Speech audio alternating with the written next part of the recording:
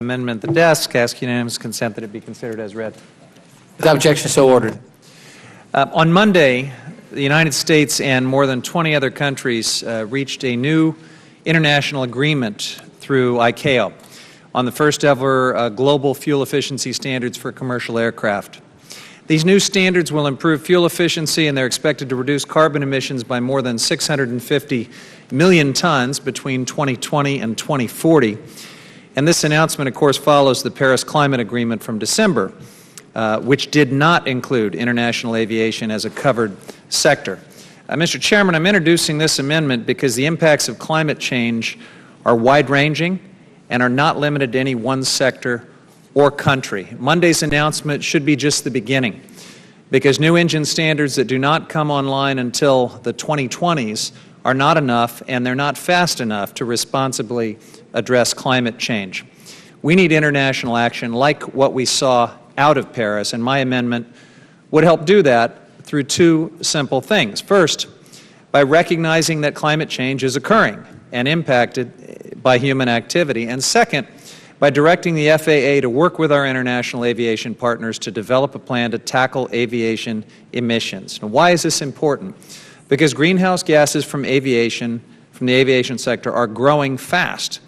Left unchecked, international aviation emissions have already grown by over 75% from 1990 to 2012. That's almost double the emission growth rate from any other sector of the economy.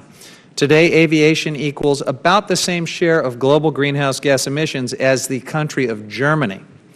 In the future, this number could triple without action. So let's take some action. I ask that my colleagues support this common sense amendment, and I yield back.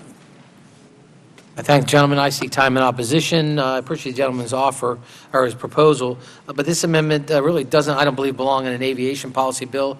The FAA is a safety regulator, not a greenhouse gas emissions regulator.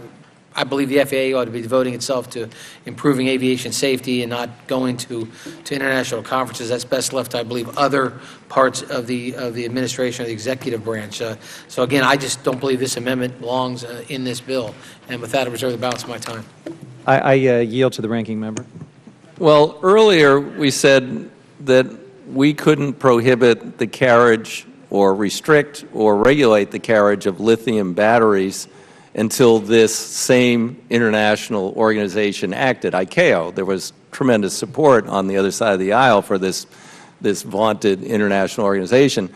Now we're going to say that the FAA should be absent as they deliberate over how we're going to meet the goals for carbon reduction in aviation, which in fact ICAO is currently discussing. I might say that the U.S. being absent from that discussion and not advocating that discussion, we may get a result that, who knows, it may err on the side of those who don't believe in climate change, or it may err very much on the side of those of us who do believe in climate change. So I think that not advocating that the FAA go and represent U.S. interests before this international body, which will be coming to a decision, which in the other case we wish to be bound to, would be odd not to wish to be advocating here in case we're going to be bound to it by a future president or this president who essentially bound us to it, but the next one may try and undo that. So I support the gentleman's amendment and think it's well thought out. Thank you. Any other members seek time in opposition? I still have a couple minutes left. Mr. Huffman, seeing none. All those in favor of Mr. Huffman's amendment signify by saying aye. Aye. All those opposed signify by saying no. No. According to the chair, the ayes have it. I request a recorded vote. Request a vote. We will have that vote. We will